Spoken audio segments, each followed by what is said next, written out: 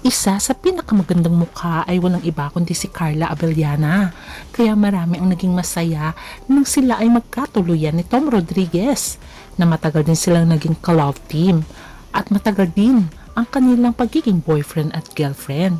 Kaya ang mga Tomcar ay sobrang saya nang sila ay magpakasal na.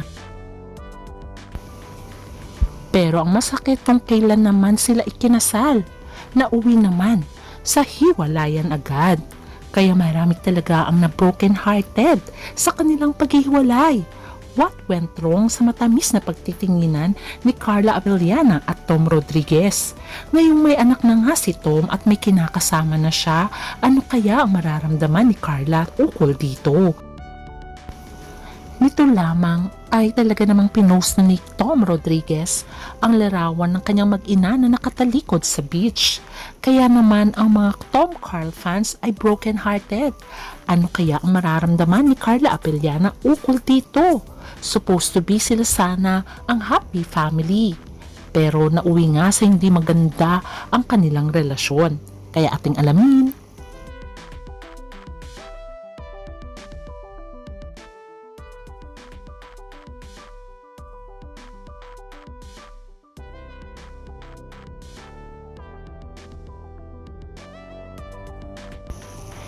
Inamin ni Carla Abellana na hindi nagsimula ang kanilang love story sa love at first sight.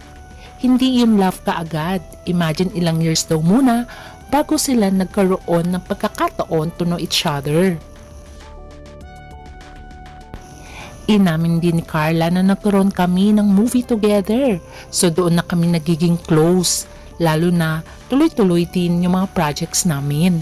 At yung love, dito na kami na-develop sa isa't isa.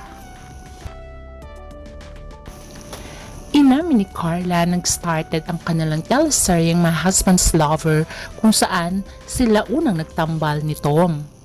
At dito nga ay mag-asawa sila sa My Husband's Lover.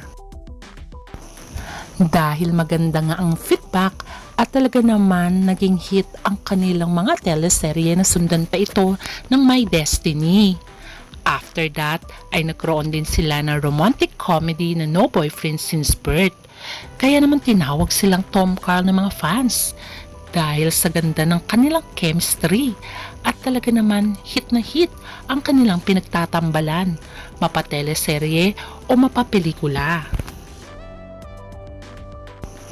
Year 2014, inamin ni Tom na nililigawan niya si Carla at inamin niya ngang she's the one that inspires me the most right now.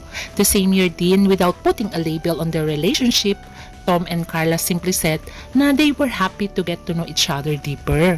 Kaya marami naman talagang fans ang kinilig sa kanilang revelation. Year 2016, sinabi nga ni Tom na si Carla is someone na pang forever. Ako, heto na nga lang masasabi ko. Siguro bias na lang ako pero I can't imagine anyone not wanting her. Ayon pa kay Tom.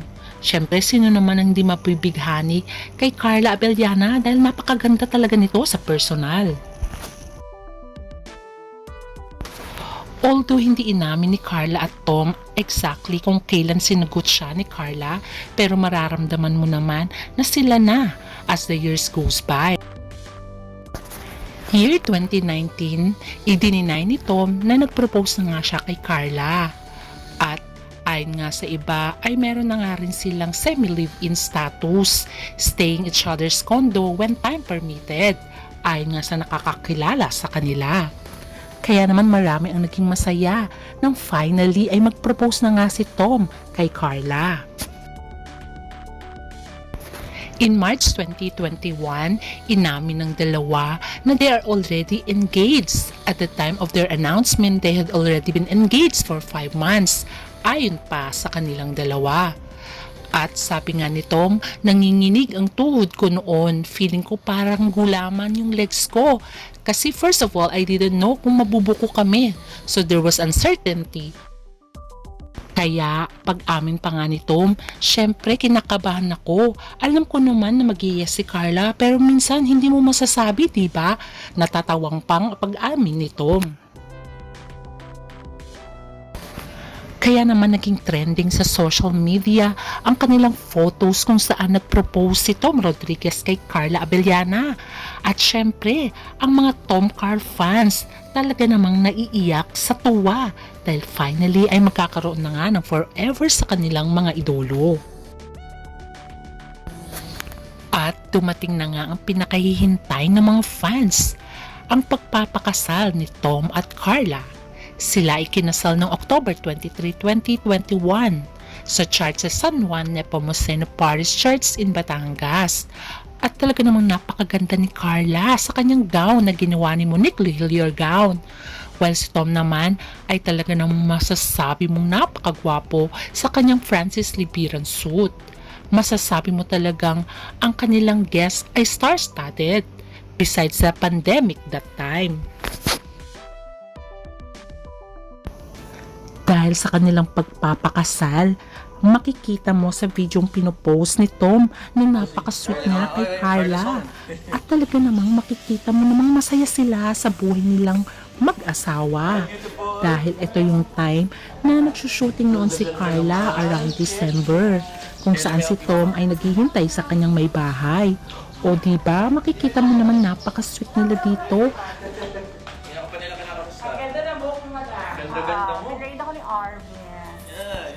O diba, napakasweet ni Tom. Talagang ina-appreciate niya ang kanyang wife dito.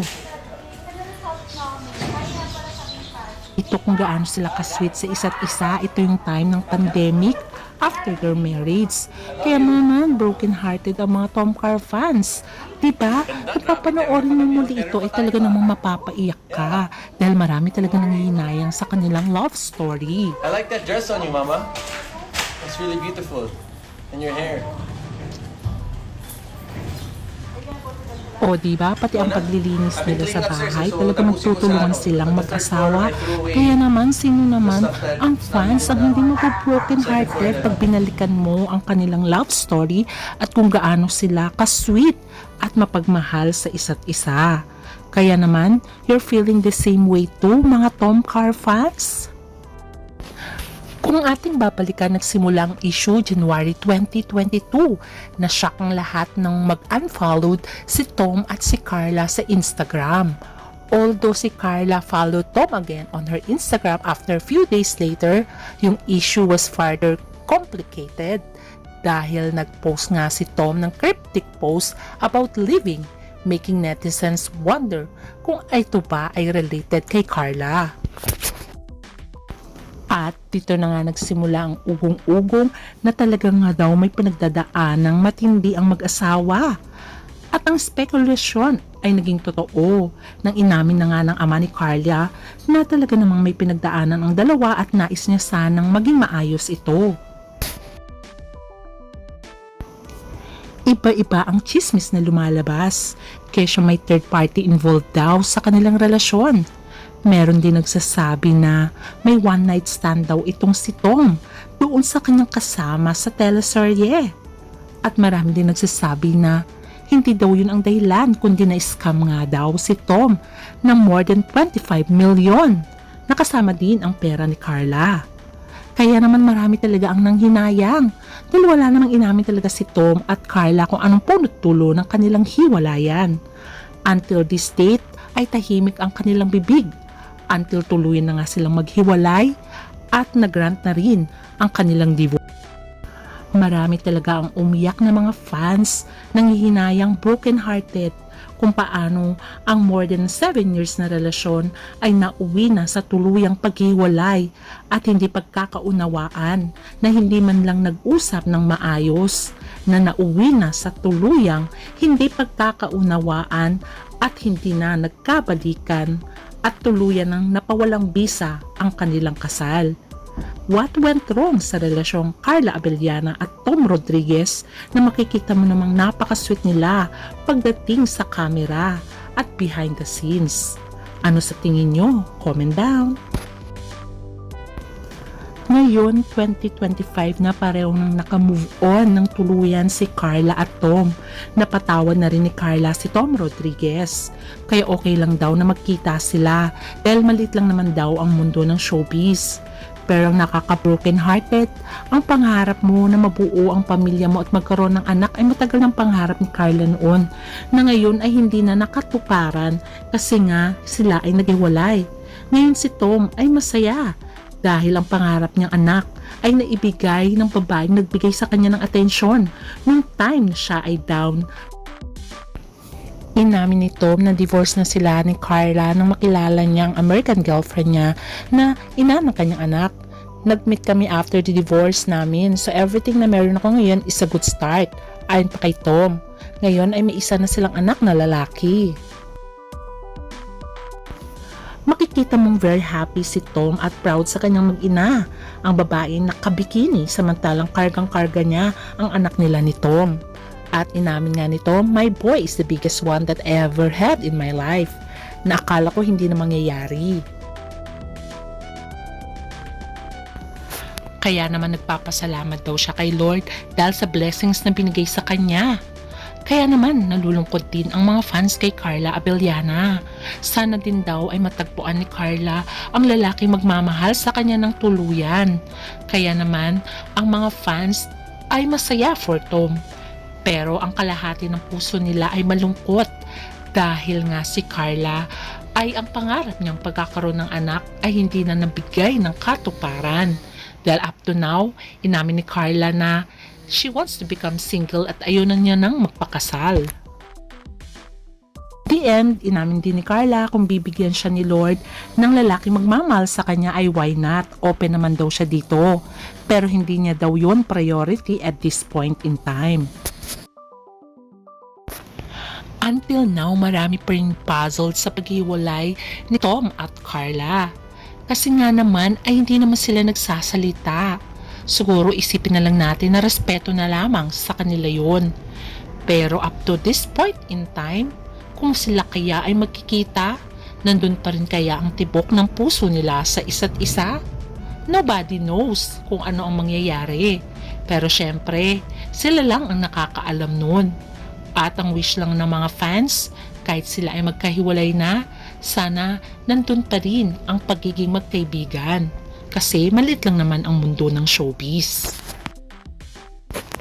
At syempre ang wini-wish pa rin ng Tom Carr fans ay makita muli silang gumawa ng pelikula o teleserye, kahit man lang for the sake of their fans. Kaya ito ang abangan natin. Hanggang sa muli. Bye!